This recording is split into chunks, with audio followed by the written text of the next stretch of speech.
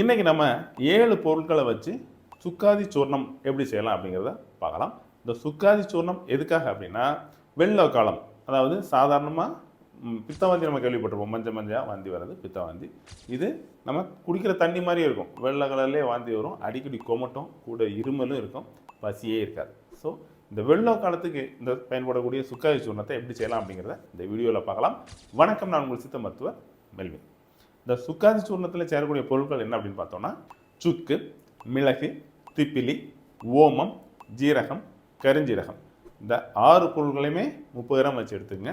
பெருங்காயம் ஒரு 10 கிராம் வச்சு எடுத்துங்க.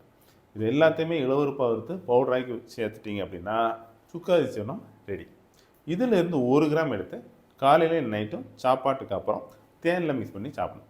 இப்படி ஒரு 40 நாள் எடுத்தோம்னா இந்த வெள்ளை காலம் அப்படிங்கிற இந்த பிரச்சனைக்கு ஒரு சிறந்த தீர்வாக இருக்கும். கூடவே பசியும் நல்லாவே எடுக்கும். கண்டிப்பாக ட்ரை பண்ணி பார்த்துட்டு எப்படி இருந்து அப்படிங்கிறத கமெண்ட்டில் சொல்லுங்கள். இந்த மாதிரி பயனுள்ள மருத்துவ தகவலுக்கு நம்ம சேனலை ஃபாலோ பண்ணுங்கள். இந்த தகவல் உங்களுக்கு பிடிச்சிருந்ததுன்னா லைக் பண்ணுங்கள்.